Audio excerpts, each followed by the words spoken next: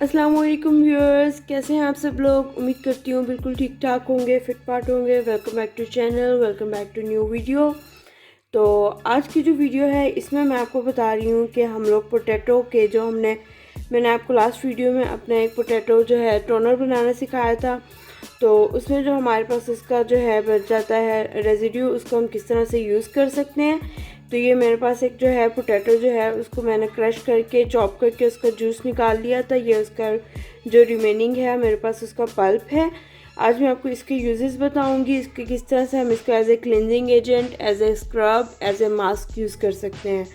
तो सबसे पहले मैं आपको बताऊंगी कि हम किस तरह से इसको क्लिनज़र और एज ए स्क्रब यूज़ कर सकते हैं।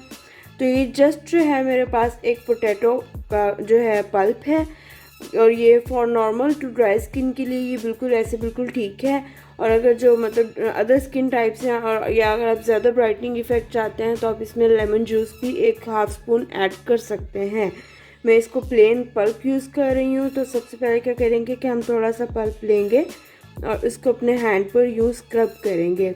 ये बहुत अच्छा ब्लीचिंग एजेंट इसके अंदर है, बहुत अच्छा जो है स्क्रब आपके इस तरह से वर्क करेगा एज ए स्क्रब। आपके सामने मैं इसको कर रही हूँ, तो आप इसको देखिएगा कि किस तरह से ये आपकी स्किन से मैल जो है उसको दूर करता है और आपको एक इंस्टेंट ब्राइटनिंग और फेयर जो है इफ़ेक्ट देता है।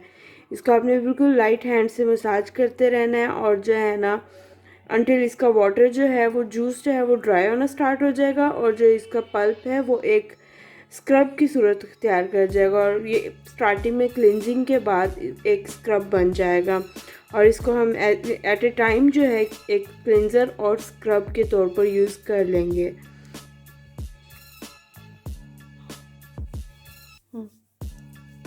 देखिए किस तरह से वाटर सारा ड्राई होना शुरू हो चुका है और अब जो है ये इसका जो रेजिड्यू है मेरे पास वो एक स्क्रब की सूरत इख्तियार करता जा रहा है। क्लिनजिंग का अमल यहाँ पे ख़त्म हुआ और अब ये एक स्क्रब के एजेंट के तौर पर काम कर रहा है। और मैं आपको ये बताना चाहूँगी साथ साथ कि जो ड्राई और नॉर्मल स्किन वाले हैं वो तो इसको 2 से 3 दफ़ा हफ्ते में यूज़ कर सकते हैं, 4 दफ़ा भी करें कोई हर्ज नहीं है, आपको बहुत अच्छे रिजल्ट्स मिलेंगे। लेकिन जिनकी सेंसिटिव स्किन है वो इसको हफ्ते में 1 से 2 दफ़ा इस्तेमाल करें और without lemon must. Sensitive skin वाले जो है वो लेमन के यूज़ को अवॉइड करें अगर उनको लेमन से एलर्जी है लेमन जूस से, क्योंकि उसमें थोड़ा सा सिट्रिक एसिड का भी होता है और वो आपकी स्किन के लिए थोड़ा सा अनकम्फर्टेबल भी हो सकता है। तो प्लीज़ आप अपनी स्किन टाइप को मद्देनज़र रखते हुए इसका इस्तेमाल करें। अब देखें ये किस तरह से एज ए स्क्रब जो है और सारी मैल उतारना शुरू हो चुका है और इसका बहुत अच्छे रिज़ल्ट्स हैं, बहुत आपको इसके इंस्टेंट रिज़ल्ट मिलते हैं। स्किन थोड़ी सी हेल्दी, शाइनी, ग्लोई हो जाती है। लेकिन एक बात मैं और आपको बताना चाहूँगी कि अगर आप इसका सिर्फ 1 या 2 दफ़ा इस्तेमाल करें और फिर कहें कि ओहो हमें तो कोई रिज़ल्ट नहीं मिल रहे, तो वो गलत है। आपको इसके रिज़ल्ट हासिल करने के लिए ये ज़रूरी है कि आप इस तरह की चीज़ें जो होम रेमेडीज़ हम यूज़ करते हैं उनको हफ्ते में 2 से 3 दफ़ा इस्तेमाल लाजमी करें और महीने में एटलीस्ट आपका 7-8 दफ़ा यूज़ वो हो तो ही वो चीज़ें आपको रिज़ल्ट दे सकती हैं। मैं अगर अभी कंपैरेटिवली भी आपको दिखाऊं दोनों हाथों में डिफरेंस तो आप देख सकते हैं, एक की ड्राइनेस और इस पे ग्लो। अब दोनों चीज़ें आपके सामने हैं किस तरह से।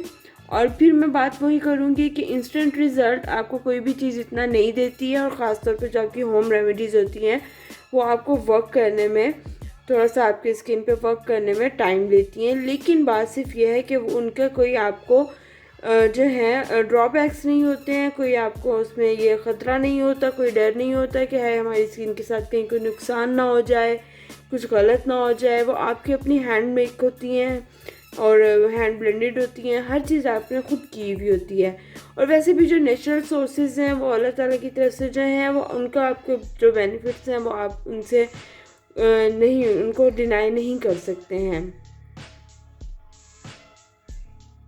अब हमने जो है इसको इस किसी भी कॉटन पैड के साथ या आपने इसको ड्राई कर ले नीट कर लेना है।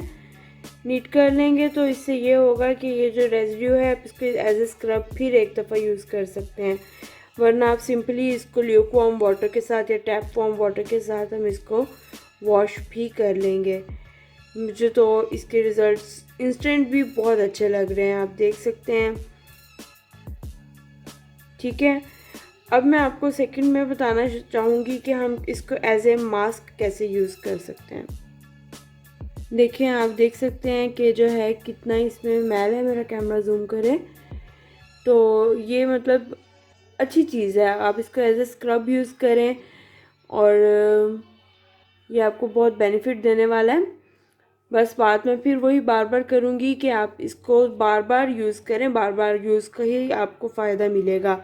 एक दो बार के इस्तेमाल से आपको कोई भी चीज़ मिरेकल नहीं है किसी भी तरह का कि वो आपको एक दो बार के इस्तेमाल से उसका कोई बेनिफिट मिल जाए, लेकिन फिर आपको चीज़ें जो हैं जो टाइम बिंग स्लोली वर्क करती हैं वो ही मोर बेनिफिशियल होती हैं। ठीक है, अब मैं व्यूअर्स आपको बताऊंगी कि हमने इसको एज ए मास्क कैसे यूज़ करना है। बस स्टॉप कर दे, स्टॉप कर दे, तो सही है। कि जो है हमने इसको एज ए मास्क कैसे यूज़ करना है। तो मेरे पास यहाँ पर जो है ये मैंने लिया था मिनीसो से, बहुत ही रिजनेबल प्राइस में था। प्राइस मुझे भी इसके याद नहीं, अगर मुझे मिल गए तो मैं इसको प्राइस लिंक पर डाल दूँगी। आप लोग मिनीसो की किसी भी ब्रांड से आपको इस तरह की शीट्स और इस तरह के पैड्स इजीली बहुत जो है ना नॉर्मल प्राइस रेंज में मिल जाते हैं। और अगर आपके पास ये इस तरह की शीट्स नहीं हैं तो आप कोई भी टिश्यू पेपर लें, उसको 4 पीस में कट करें और वो आपने यूज़ कर सकते हैं। तो यहाँ पे ये शीट्स यूज़ कर रही हूँ। इसको आपने क्या करना है कि एक तो ये है कि आप इसको पहले इसमें डिप करें, ठीक है। और डिप करने के बाद आपने इस तरह से इसको अपनी स्किन के ऊपर, फेस पे, हैंड पे, किसी भी जगह पर आप जहाँ यूज़ कर रहे हो आपने इसको अप्लाई करना है।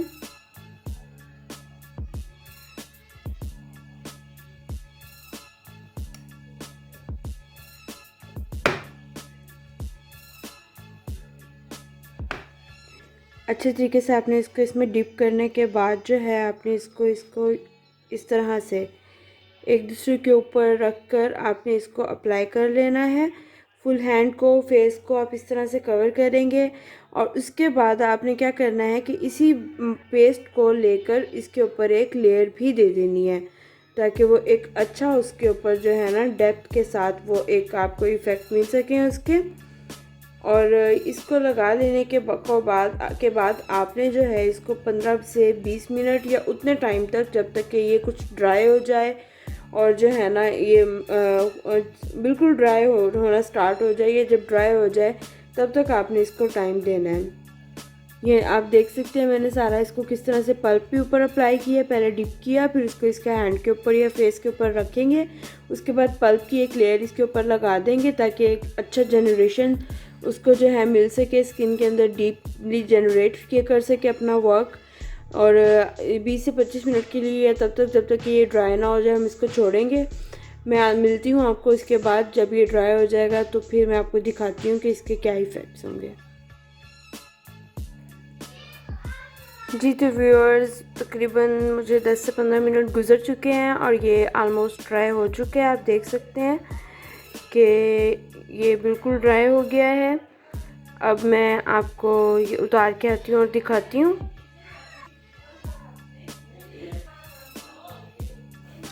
ये देखें, ये अब ये उतर चुका है। मैंने उतार के इसको यहाँ रखा है।